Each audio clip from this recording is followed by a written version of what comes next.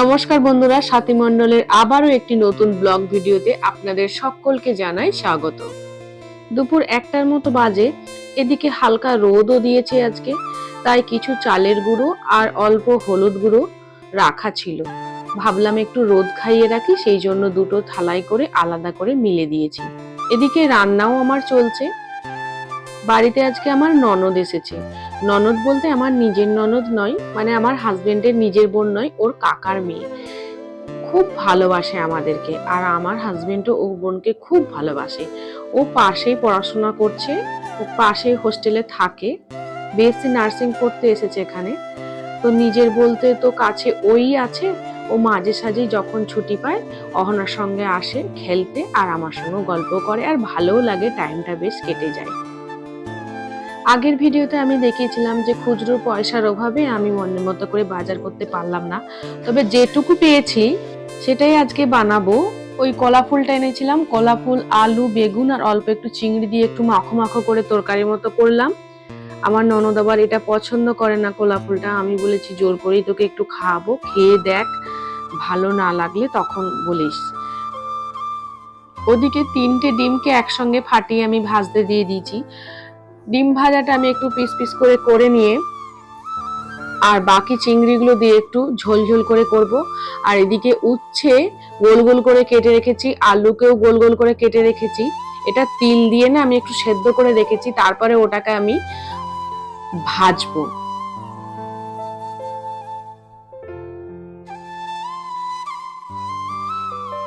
এদিকে আমার ননদ আর আমার মেয়ে দুজনে বল নিয়ে ছোড়াছুড়ি খেলছে। অহনা তো পুরো একবারে জমে গেছে, পড়াশোনা করতে হচ্ছে না, বেশ আনন্দ। যাই হোক, একদিন একটু মনের মতো করে খেললে নিক। গরমের ছুটিতে তো আর কোথাও নিয়ে যেতে পারলাম না ওকে, তাই একদিন একটু খেলে নিক। আর এদিকে আমার গোপাল বুড়ো দেখছে ওদের খেলা। সকালের খাবার একবার দিয়েছি, আবার দুপুরে খেতে বসার আগে গোপাল বুড়োকে দিয়ে তারপরে আমরা খেতে বসবো। রান্নাও আমার প্রায় শেষের দিকে।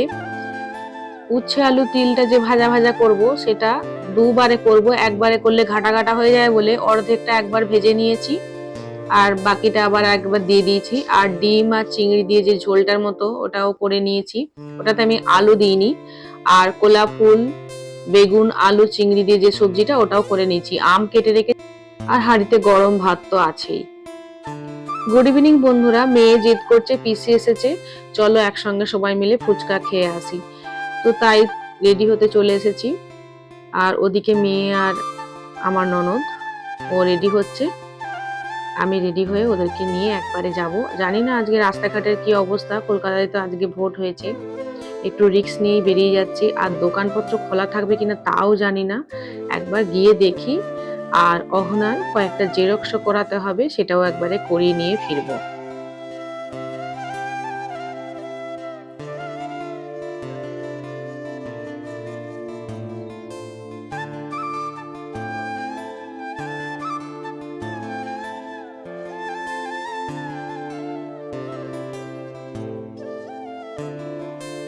মেয়ে প্রথমে একবার বললো মা ফুচকা খাবো, আবার মাঝে একবার এসে বলছে যে মা চাউমিন খাবো, আর হচ্ছে অরুণ আইসক্রিম খাবো। বন্ধুরা, এর আগে অরুণ আইসক্রিমের অনেক নাম শুনেছি, ও স্কুলে বন্ধুদের সঙ্গে খেয়েওছে, বন্ধুরা খাইয়েছে। তো আমাকে অনেকবারই বলেছে, দোকান পাশেই আছে, বাড়ির পাশেই, ও অনেকবার বলেছে, কিন্তু এখনো পর্যন্ত আমাদের ট্রাই করা হয়নি। নাম খুব শুনেছি। তো ও বলছে, আর ননদ যখন আছে দেখবো একবার, আজকে চেষ্টা করে যদি দোকান খোলে, যদি পাই তাহলে একবার ট্রাই করে দেখবো। অহনার তো আনন্দের সীমা নাই, একবার এখানে নাচছে, একবার ওখানে গিয়ে পিসিকে ধরে যে কি করছে। পিসি ভাই যে একদম আনন্দে আত্মহারা। সোফার উপরে জলের বোতলটাকে রেখে দিয়েছে, কি যে করে মেয়েটা। যে অহনা আবার পিসিকে টেনে ধরে দেখাচ্ছে মা, আর বলছে মা দেখো আমি পিসির সমান হয়ে গেছি। কিরকম আবদার পিসির সঙ্গে। ঠাকুর ঘরের লাইটটাও অফ করেনি, ঠাকুর ঘরের লাইট অফ করে তারপরে ওদেরকে নিয়ে বেরালাম।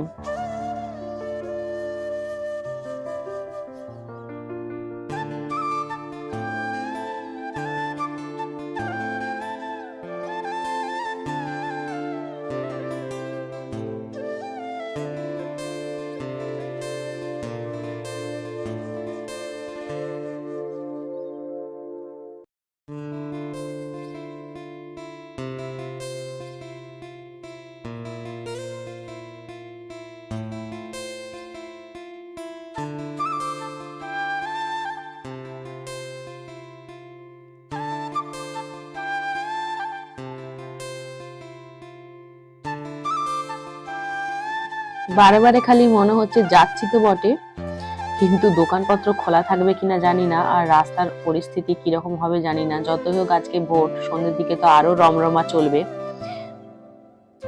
এটা হচ্ছে আমাদের গমকল মোড়ের মুখটা।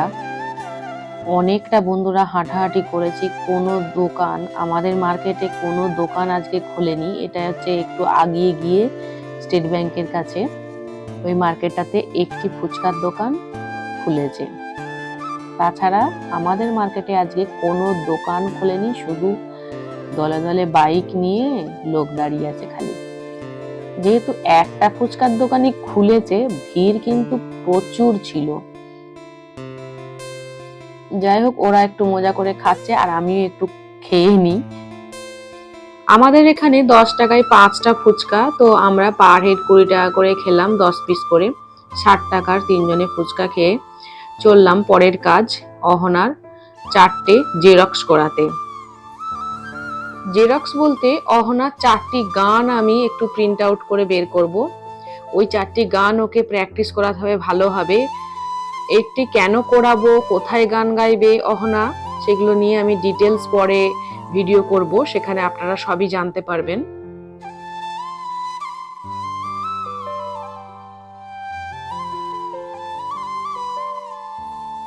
একটা গান একটা পেজেই দিয়েছে, তো 4টে পেজের জন্য 20 টাকা নিল আমার কাছে।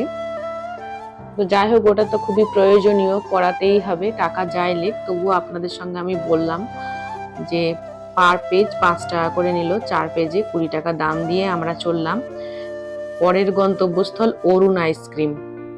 এটা অনেক দিন ধরে আমার ইচ্ছে ছিল, আমার মেয়ে অনেকবার বলেছে, আমি অ্যাভয়েড করে গেছি এটা আবার কি জিনিস, কিন্তু অবশেষে আমাকে যেতেই হলো। এবং সেখানে যে সত্যিই খুব ভালো লাগলো, না খেলে জানতে পারতাম না, ওই জন্য বলে যে একবার হলেও ট্রাই করে দেখতে হয়। উনি অনেকভাবে বুঝিয়ে বলছেন এটা এই ভালো, এর এই দাম, অনেক কিছু কথা বললেন। আমিও জিজ্ঞাসা করলাম, কারণ ফার্স্ট টাইম যাচ্ছি তো। বেশ ভালোই লাগলো ওনার ব্যবহার। আর অহনা তো পছন্দ করতে আছে, আমি এটা খাবো না ওটা খাবো, নিজেই ঠিক করতে পারছে না।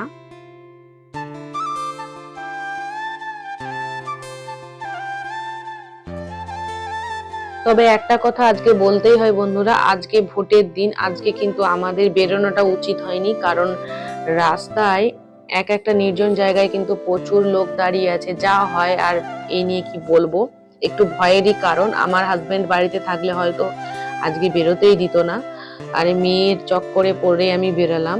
আজকে কিন্তু না বেরোনোই ভালো। তো যাই হোক, শেষ আমাদের কাজ, আইসক্রিম খেয়েই আমরা বাড়ি ফিরবো। তো অহনা ওর পছন্দ মতো কি রোলিং আইসক্রিম 20 টাকা, একটা আইসক্রিমের দাম নিল ওটা।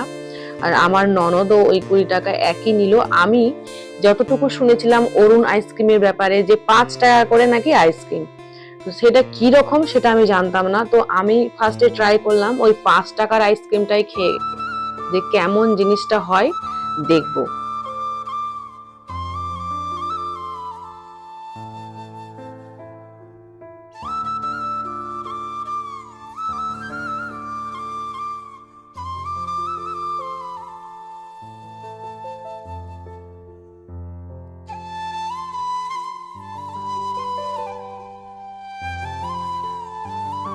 এই অরুণ আইসক্রিমের দাম একটু অন্যান্য আইসক্রিমের থেকে বেশি হয়, তার কারণ খেতে নাকি খুবই ভালো।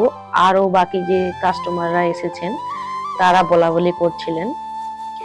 এদিকে অহনা আর ওর পিসি দুজন ওই রোলিং আইসক্রিম নিয়ে নিয়েছে দুটো, আর আমি এই যে 5 টাকা চকলেট আইসক্রিম, দেখুন একটা ছোট্ট চকলেটের মতনই লাগছে।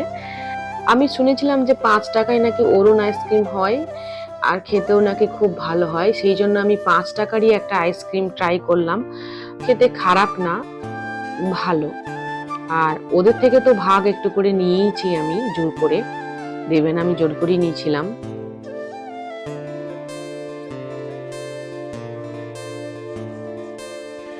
যাক, আইসক্রিমও খাওয়া হয়ে গেল বেশ আনন্দ করে। এরপর হচ্ছে বাড়ি ফেরার পালা। মেয়ে বলছে আমার দাঁতে ঠান্ডা লাগছে, দাঁতে লাগছে, কিন্তু খেতেও ছাড়বে না, আবার লাগছে বললে কি হয়।